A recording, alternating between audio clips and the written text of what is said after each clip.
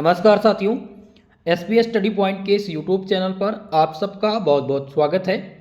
आज की ये वीडियो BSc फाइनल ईयर के छात्र छात्राओं के लिए है, जिसमें हम डिस्कस कर रहे थे सेमेस्टर 6 बॉटनी पेपर फर्स्ट के मोस्ट इम्पॉर्टेंट ऑब्जेक्टिव टाइप प्रश्नों पर।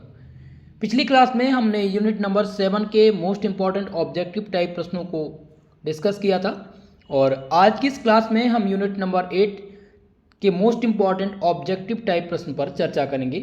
ये आपके पाठ्यक्रम का लास्ट यूनिट है। टोटल 8 यूनिट आपके पाठ्यक्रम में थे, जिसमें हमने 7 यूनिट तक के मोस्ट इम्पॉर्टेंट ऑब्जेक्टिव टाइप प्रश्नों की चर्चा कर ली थी और आज फाइनली हमारा ये लास्ट चैप्टर है पेपर नंबर फर्स्ट का, जिसका नाम है डिजिटल टेक्नोलॉजीज। ठीक है, तो ये आपका 8वां यूनिट है, जिससे हम मोस्ट इम्पॉर्टेंट ऑब्जेक्टिव टाइप प्रश्न डिस्कस करेंगे हिंदी और इंग्लिश दोनों लैंग्वेज में। दोस्तों, आज क्लास के लास्ट में आपको एक इन्फॉर्मेटिव चीज़ बताना चाहूँगा जो आप सब के लिए जानना परम आवश्यक है, खासकर BSc फाइनल ईयर के छात्र छात्राओं के लिए। तो क्लास में बने रहिएगा। चलिए आज की इस क्लास को शुरुआत करते हैं और आज के इन प्रश्नों को हम डिस्कस करने का प्रयास करेंगे। पहला प्रश्न यहाँ पर है, जिसमें पूछा गया है when CD-ROM was prepared and made. CD-ROM बनकर कब तैयार हुई थी, ये क्वेश्चन है। तो आपको बता दें CD-ROM 1985 में बनकर के तैयार हुई थी। तो यहाँ पर आपका कौन सा ऑप्शन हो जाएगा? ऑप्शन नंबर ए इसमें आपका करेक्ट ऑप्शन हो जाएगा। CD-ROM कब बन करके तैयार हुई थी? ये पूरा यूनिट आपके कंप्यूटर सिस्टम और टेक्नोलॉजी से संबंधित है, यानी कि इसमें आपको इंटरनेट से संबंधित प्रश्न मिलेंगे। MCQ टाइप में प्रश्न जो बनेंगे वो इंटरनेट से संबंधित प्रश्न बनेंगे, जैसे कि फेसबुक हो गया, इंस्टा हो गया।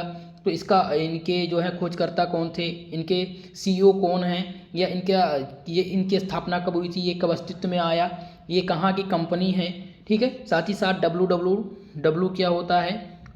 फिर इसमें आपसे पूछ लेगा विंडो के बारे में, लिनक्स के बारे में, लिनक्स क्या होता है, विंडो क्या होता है, डॉस क्या होता है। तो यानी कि पूरी तरह से टेक्नोलॉजी पर संबंधित MCQ प्रश्न यहाँ से बनेंगे। जैसा कि आपने कंप्यूटर सिस्टम से पहला प्रश्न सॉल्व किया कि CD-ROM कब बनकर के तैयार हुई थी, तो आप ध्यान रखेंगे कि 1985 में CD-ROM बनकर के तैयार हुई थी। ये पहले प्रश्न का आंसर हो गया। ओके, नेक्स्ट क्वेश्चन आपका है व्हाट इज बग। बग क्या है? बहुत इंपॉर्टेंट है, VUG बग। ध्यान रखिएगा कि बग क्या है, ये क्वेश्चन आपसे पूछा गया है।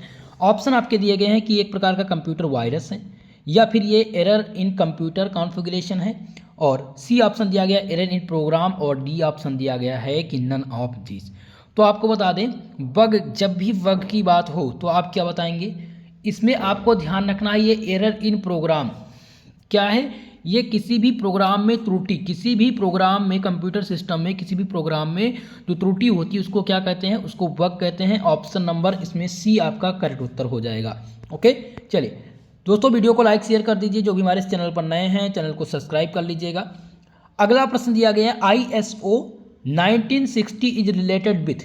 ISO 1960 किससे संबंधित है? तो ये किससे संबंधित है आपको ध्यान रखना है। ये संबंधित है standard for encoding data on CD-ROM। ठीक है, यानी CD-ROM पर डेटा एनकोडिंग के लिए मानक है ISO 1960। ऑप्शन ए इसमें आपका करेक्ट उत्तर हो जाएगा, सही जवाब हो जाएगा standard for encoding data on CD-ROM। Option number A इसमें सही हो जाएगा। ध्यान दे लीजिएगा क्या क्वेश्चन है, ISO 9960। ठीक है, 9960 यानी कि 9960, ISO 9960 किससे रिलेटेड है? तो आप ध्यान रखेंगे standard for encoding data on CD-ROM से संबंधित है। ऑप्शन ए इसमें आपका करेक्ट उत्तर होगा। चलिए अगले प्रश्न की ओर बढ़ें। क्वेश्चन नंबर नेक्स्ट आपका है information retrieval is fastest form, यानी कि इंफॉर्मेशन से सूचना पुनः प्राप्ति सबसे तेज है। यानी जो इंफॉर्मेशन रिट्रीवल है वो सबसे ज़्यादा फास्टेस्ट किस में आता है? फ्लॉपी डिस्क में, या मैग्नेटिक टेप में, या हार्ड डिस्क में, या नन ऑफ एबव। तो इनमें से सही उत्तर क्या हो जाएगा? इनमें से जो करेक्ट उत्तर हो जाएगा वो हो जाएगा हार्ड डिस्क। जब हार्ड डिस्क कंप्यूटर में लग जाती है, ठीक है, तो क्या होता है, जितना अच्छी हार्ड डिस्क होगी उतना ही तेज फास्टेड, यानी कंप्यूटर को फास्टेड बना देगा, इन्फॉर्मेशन जल्दी से वो कैच करना शुरू करेगा। ठीक है, तो ऑप्शन C आपका इसमें करेक्ट उत्तर हो जाएगा, हार्ड डिस्क यहाँ पर आपका सही उत्तर होगा। नेक्स्ट क्वेश्चन है जिसमें पूछा गया है the CD alphabet in CDS ISIS stand for. CDS ISIS में CD वर्णमाला का मतलब क्या है? तो CD वर्णमाला का मतलब है कंप्यूटराइज डॉक्यूमेंटेशन, यानी कि यहाँ पर आपका सही उत्तर हो जाएगा कंप्यूटरीकृत दस्तावेजीकरण, आपका सही उत्तर है। ठीक है, CD में द CD अल्फ़ाबेट, यानी कि CD वर्णमाला का जो मतलब है CDS CISIS में CD वर्णमाला का क्या मतलब है? ये मतलब है कंप्यूटरीकृत दस्तावेजीकरण। ठीक है, ऑप्शन ए इसमें आपका करेक्ट उत्तर हो जाएगा। चलिए नेक्स्ट क्वेश्चन की तरफ। आपका अगला प्रश्न है कि निम्नलिखित में से एक सोशल बुकमार्किंग साइट नहीं है। बहुत ही इंपॉर्टेंट है, जिसमें पूछा गया है कि निम्नलिखित में से कौन सा सोशल बुकमार्किंग साइट नहीं है। तो आप इसमें ध्यान रखेंगे कौन सा यहाँ पर सही उत्तर हो जाएगा UGC, माफ़ कीजिएगा, यहाँ पर हो जाएगा सिक्यूडू। ठीक है, यहाँ पर ऑप्शन नंबर सी करेक्ट उत्तर हो जाएगा। ये एक प्रकार का सोशल साइट नहीं है, बाकी आपके सभी सोशल साइट हैं। ओके, नेक्स्ट क्वेश्चन दिया गया है कि following which of the following, question कह रहा है कि which of the following is not a web 2.0 tool. निम्नलिखित में से वेब 2.0 का उपकरण इनमें से कौन सा नहीं है? ये क्वेश्चन है, तो इनमें से कौन सा उत्तर सही हो जाएगा? इनमें से उत्तर हो जाएगा option number C UGC INFONET 2.0। ये वेब 2.0 का टूल नहीं है। बाकी अगर बात करें ब्लॉग की या फिर फेसबुक की या फिर RSS फीड्स की, तो ये सभी किससे संबंधित हैं? वेब 2.0 टूल से संबंधित हैं। लेकिन यहाँ पर UGC INFONET 2.0 ये संबंधित नहीं है। ओके, ऑप्शन नंबर सी यहाँ पर आपका करेक्ट उत्तर होगा। नेक्स्ट क्वेश्चन है कि which types of protocol is use by interface for public data network, जिसे क्या कहते हैं? PDN।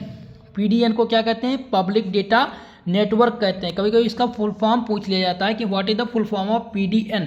इसमें देखिए, इस यूनिट में फुल फॉर्म आपसे पूछा जाएगा, तो इसमें कुछ चीज़ें आपको ध्यान रखना है। जैसे कि पहला हो जाएगा PDN पब्लिक डेटा नेटवर्क, जिसे कभी कभी पैकेट डेटा नेटवर्क भी कहते हैं। तो क्वेश्चन है कि सार्वजनिक डेटा नेटवर्क PDN के लिए इंटरफेस द्वारा किस प्रकार के प्रोटोकॉल का उपयोग किया जाता है? तो इनमें किस प्रकार के प्रोटोकॉल का उपयोग किया जाता है? तो आपको ध्यान रखना है X.25 का प्रयोग किया जाता है। यहाँ पर ऑप्शन नंबर ए इसमें करेक्ट उत्तर हो जाएगा, सही जवाब हो जाएगा। ठीक है, PDN के लिए सार्वजनिक डेटा नेटवर्क जिसे कहते हैं, इंटरफेस के लिए जो प्रोटोकॉल का उपयोग किया जाता है वो प्रयोग किया जाता है X.2.25। ठीक है, यहाँ पर आपका ऑप्शन ए इसमें करेक्ट उत्तर होगा। नेक्स्ट प्रश्न है कि resources sharing is a part of, संसाधन साझा करना एक हिस्सा है। पहला दिया गया है ऑप्शन कि लाइब्रेरी कॉरपोरेशन का एक प्रकार का हिस्सा है, या फिर लाइब्रेरी एडमिनिस्ट्रेशन का, लाइब्रेरी मैनेजमेंट का, या नन ऑफ दीज। तो आपको ध्यान देना है कि संसाधन साझा करना ये पुस्तकालय सहयोग का एक प्रकार का हिस्सा है। ऑप्शन ए इसमें आपका करेक्ट उत्तर हो जाएगा, लाइब्रेरी कॉरपोरेशन। ऑप्शन ए इसमें करेक्ट उत्तर हो जाएगा। चलिए अगला प्रश्न है व्हाट इज APS। बहुत ही महत्वपूर्ण क्वेश्चन है, APS से संबंधित क्वेश्चन पूछा गया है कि APS क्या है। तो आपको ध्यान देना है कि APS का जो फुल फॉर्म होता है वो होता है advance planning and scheduling system. क्या होता है? Advance planning and scheduling system इसका फुल फॉर्म है। ध्यान दीजिएगा, नोट कर लीजिए। APS का फुल फॉर्म पूछा जा सकता है, तो APS का फुल फॉर्म होता है advance planning and scheduling system. अब क्वेश्चन था कि APS है क्या। देखिए APS जो होता है वो एक प्रकार का क्या है? ए फुल टेक्स्ट रिसोर्सेस है। क्या है? एक पूर्ण पार्ट ई संसाधन है। ऑप्शन नंबर 20 में आपका करेक्ट उत्तर हो जाएगा। ऑप्शन 20 में आपका राइट आंसर है। ठीक है, यही APS है, एक प्रकार का क्या है? एक पूर्ण पार्ट ई संसाधन है। नेक्स्ट क्वेश्चन है जिसमें पूछा गया है one of the following is not open resources software. निम्नलिखित में से कौन सा एक ओपन सोर्स सॉफ्टवेयर नहीं है? तो यहाँ पर बात करें ऑप्शन ए की, तो ऑप्शन ए में देखिए जहाँ पर क्या दिया गया है कि डी स्पेस दिया गया है। तो डी स्पेस क्या है? एक प्रकार का ओपन सॉफ्टवेयर है। बात करें ग्रीन स्टोन तो ये भी आपका ओपन सॉफ्टवेयर है। लिनक्स भी आपका ओपन सॉफ्टवेयर, लेकिन विंडो क्या है, विंडो एक प्रकार का ओपन रिसोर्स सॉफ्टवेयर नहीं है। ऑप्शन 20 में आपका करेक्ट उत्तर हो जाएगा विंडो, ये एक ओपन रिसोर्स सॉफ्टवेयर नहीं है। ऑप्शन बी आपका सही उत्तर है। ओके, इतनी चीज क्लियर हो गई। चलिए आगे बढ़ते हैं नेक्स्ट क्वेश्चन की तरफ। आपका अगला प्रश्न है कि Dublin core meta data consist of, Dublin core meta data में शामिल है। ऑप्शन ए है 11 एलिमेंट्स शामिल है, 15 एलिमेंट्स 15 तत्व, या फिर 10 एलिमेंट्स सम्मिलित हैं, या फिर नन ऑफ एबव। तो Dublin core meta data consist of 15 elements, कितने 15 एलिमेंट्स इसमें सम्मिलित हुए हैं। तो उत्तर कौन सा सही हो जाएगा, यानी ऑप्शन नंबर 20 में आपका करेक्ट उत्तर हो जाएगा Dublin core meta data consist of 15 elements. Okay, चलिए नेक्स्ट प्रश्न की ओर। आपका अगला प्रश्न है कि the equipment needs to allow how computer to connect to internet is called. Question कह रहा है कि घरेलू कंप्यूटरों को इंटरनेट से कनेक्ट करने की अनुमति देने के लिए आवश्यक उपकरण को क्या कहा जाता है। पहला ऑप्शन दिया गया कि मॉडेम इसे कहा जाता है, या गेटवे, या फिर मॉनिटर, या फिर परिधीय। तो इनमें से सही उत्तर कौन सा हो जाएगा, इसमें सही उत्तर हो जाएगा मॉडेम का प्रयोग करते हैं। एक मॉडेम आता था, अब तो वाईफाई की सुविधा हो गई, पहले मॉडेम आता था, अब भी मॉडेम आता है ऐसा नहीं है। उसमें क्या होता था, सिम लगता था, ठीक है, और उसकी सहायता से हम इंटरनेट का उपयोग कर पाते थे कंप्यूटर में। ऑप्शन ए इसमें आपका करेक्ट उत्तर हो जाएगा। चलिए अगला प्रश्न है जिसमें पूछा गया है the process of keeping address in memory for future use is called. भविष्य में उपयोग के लिए पतों को माफ कीजिएगा एड्रेस दिया गया, यानी पतों को मेमोरी में रखने की प्रक्रिया को क्या कहा जाता है। तो भविष्य के उपयोग के लिए जो एड्रेस दिए गए हैं उनको मेमोरी में रखने की जो प्रक्रिया है उनको हम क्या कहते हैं, उनको हम कैशिंग कहते हैं। क्या कहते हैं, कैशिंग कहते हैं। ऑप्शन सी आपका करेक्ट उत्तर हो जाएगा। ठीक है, चलिए नेक्स्ट प्रश्न की ओर। आपका अगला प्रश्न क्या दिया गया है, जिसमें है क्वेश्चन की the server on the internet is also known as. Internet पर सर्वर को किस नाम से जाना जाता है। मोस्ट इंपॉर्टेंट क्वेश्चन है, ध्यान दीजिएगा इस क्वेश्चन को। ठीक है, क्वेश्चन है कि इंटरनेट पर सर्वर को किस नाम से जाना जाता है। तो उसको हम मेजबान के नाम से जानते हैं, जिसको होस्ट कहते हैं। क्या कहा जाता है, होस्ट के नाम से जानते हैं। ऑप्शन बी यहाँ पर हिंदी में हो जाएगा मेजबान, इंग्लिश में हो जाएगा होस्ट। ओके, बी वाला ऑप्शन यहाँ पर राइट होगा। अगला प्रश्न है a user can get file from another computer on the internet by using. किसका उपयोग करके एक उपयोगकर्ता इंटरनेट पर दूसरे कंप्यूटर से फाइल प्राप्त कर सकता है। मोस्ट इंपॉर्टेंट चीज़ है, ध्यान दीजिएगा कि इनमें से किस चीज़ का उपयोग करके कोई भी एक उपयोग करता है जो इंटरनेट पर दूसरे कंप्यूटर से फाइल प्राप्त कर सकता है। पहला दिया गया है HTTP। अब ये क्वेश्चन समझने का है, ध्यान दीजिएगा। दूसरा दिया गया है TELNET, दूसरा है UTP, और ऑप्शन डी कह रहा है कि FTP। तो ध्यान दीजिएगा, हम FTP का प्रयोग करके इंटरनेट पर दूसरे कंप्यूटर से फाइल प्राप्त कर सकते हैं। ऑप्शन डी इसमें आपका राइट उत्तर हो जाएगा, सही जवाब हो जाएगा। नेक्स्ट क्वेश्चन है the communication protocol use by internet is. Internet द्वारा उपयोग किया जाने वाला संचार प्रोटोकॉल इनमें से कौन सा है। तो ध्यान दीजिएगा TCP/IP जो है वो इंटरनेट द्वारा उपयोग किया जाने वाला पहला संचार प्रोटोकॉल है। ऑप्शन सी इसमें आपका करेक्ट उत्तर हो जाएगा। नेक्स्ट प्रश्न देखते हैं। अगला प्रश्न है कि the first network that planted the seed of internet was. Internet का बीजारोपण करने वाला पहला नेटवर्क इनमें से कौन सा था। तो इनमें से ध्यान रखना है कि इंटरनेट का बीजारोपण करने वाला जो पहला नेटवर्क था उसको हम कहते थे ARPANET कहते थे। क्या कहते थे, ARPANET। ठीक है, ऑप्शन ए इसमें आपका करेक्ट उत्तर हो जाएगा। इसी को इंटरनेट का बीजारोपण करने वाला पहला नेटवर्क जो था वो था ARPANET। माफ कीजिएगा, क्वेश्चन ऑप्शन आपका यहाँ पर सही होगा ARPANET। ओके, ऑप्शन ए इसमें करेक्ट उत्तर है। अगला प्रश्न है which of the following protocols is use for www। निम्नलिखित में से कौन सा प्रोटोकॉल www के लिए उपयोग किया जाता है।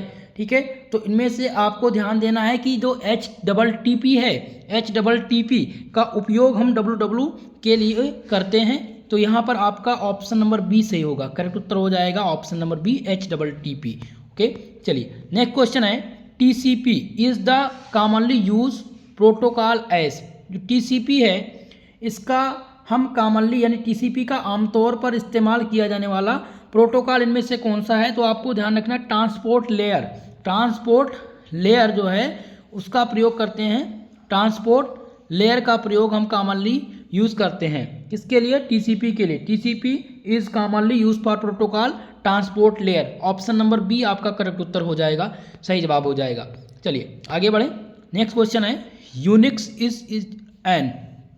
क्वेश्चन दिया गया है UNIX जिसे कहते हैं यूनिक्स इज ए, यानी कि यूनिक्स एक प्रकार का ऑपरेटिंग सिस्टम है यूनिक्स, या फिर ये दिया गया है एक प्रकार का सिंगल यूजर ऑपरेटिंग सिस्टम है, या मल्टी यूजर ऑपरेटिंग सिस्टम है, या फिर एक प्रकार का नेटवर्क है। तो आपको ध्यान रखना है जो यूनिक्स है वो मल्टी यूजर ऑपरेटिंग सिस्टम है। क्या है, मल्टी यूजर ऑपरेटिंग सिस्टम। इस प्रकार से ऑप्शन सी इसमें आपका राइट आंसर हो जाएगा। अगला प्रश्न है micro computer was introduced in the year. Micro computer किस वर्ष पेश किया गया था। तो ध्यान रखना है 1980 में माइक्रो कंप्यूटर का यूज में आया था, 1980 में इंट्रोड्यूस किया गया था। ऑप्शन ए इसमें आपका सही उत्तर हो जाएगा। नेक्स्ट क्वेश्चन देखिए, आपका अगला प्रश्न है मोस्ट इंपॉर्टेंट क्वेश्चन है जिसमें पूछा गया है ENBIS इज सिचुएटेड एट। अब इसमें क्या होता है कि यहाँ पर तो पूछ लिया गया है कि ENBIS स्थित कहाँ पे है। ठीक है, तो अब पहले समझ लेते हैं कि इसका फुल फॉर्म होता क्या है, आखिर में ये है क्या। तो आपको ध्यान देना है EN से हो गया इन्वायरमेंटल, ठीक है, ENB से क्या हो गया इन्वायरमेंटल, I से हो गया आपका इंफॉर्मेशन और S से हो गया सिस्टम। इसको क्या कहेंगे, इन्वायरमेंटल इंफॉर्मेशन सिस्टम कहते हैं। तो इन्वायरमेंटल इंफॉर्मेशन सिस्टम कहाँ पर अवस्थित है। तो ये अवस्थित कहाँ पर है, न्यू दिल्ली में अवस्थित है। कहाँ पर, New Delhi. Okay, option C इसमें आपका करेक्ट उत्तर हो जाएगा। अगर फुल फॉर्म की बात करें तो ये होता है इन्वायरमेंटल इंफॉर्मेशन सिस्टम। ओके, तो ऑप्शन सी इसमें आपका करेक्ट उत्तर हो जाएगा। चलिए अगला प्रश्न है ISDS। ISDS stand for, ISDS का अर्थ क्या है। तो इसका अर्थ क्या होता है, ध्यान रखेंगे ISDS का जो अर्थ है वो है international serial data system. Option A इसमें आपका करेक्ट उत्तर हो जाएगा। ठीक है, सही जवाब हो जाएगा। ISD का जो फुल फॉर्म होता है वो होता है international serial data system. Okay, option A इसमें करेक्ट उत्तर है। चलिए अगला प्रश्न देखिए, नेक्स्ट क्वेश्चन है कि what does ERNT stand for. ERNT का अर्थ क्या है, यह क्वेश्चन पूछा गया है। तो ERNT का जो अर्थ होता है वो होता है education and research network. Education and research network, यानी ऑप्शन ए इसमें आपका करेक्ट उत्तर हो जाएगा ERNET। ठीक है, तो ERNET का हो गया एजुकेशन एंड रिसर्च। इसे एजुकेशन, आर से क्या हो जाएगा आपका रिसर्च और नेटवर्क। ठीक है, ऑप्शन ए इसमें आपका करेक्ट उत्तर हो जाएगा। अगला प्रश्न देखते हैं जो कि पूछा गया है INFLIBNET was developed in the year. ठीक है, यानी INFLIBNET का विकास किस वर्ष किया गया था, ये क्वेश्चन पूछा गया है। बहुत ही मोस्ट इंपॉर्टेंट है। अब इसका हम सबसे पहले फुल फॉर्म जान लेते हैं कि इसका फुल फॉर्म क्या होता है। ठीक है, तो इसमें आप ध्यान रखेंगे INF से क्या हो गया इंफॉर्मेशन। ठीक है, LIB से क्या हो गया लाइब्रेरी, और NET से हो गया नेटवर्क। ध्यान दीजिएगा इसी में आंसर छुपा होता है आपके फुल फॉर्म में ही। देखिए 3 चरण में ये बटा हुआ है। INF यानी इंफॉर्मेशन, LIB यानी कि लाइब्रेरी, NET यानी कि नेटवर्क। तो इसका फुल फॉर्म क्या होता है इंफॉर्मेशन एंड लाइब्रेरी नेटवर्क। अब ये कब डेवलप किया गया था, ये क्वेश्चन पूछा गया है। तो डेवलप कब किया गया था, ये डेवलप किया गया था 1986 में। कब किया गया था, 1986 में डेवलप किया गया था। ऑप्शन डी इसमें आपका करेक्ट उत्तर होगा। चलिए अगले प्रश्न की ओर।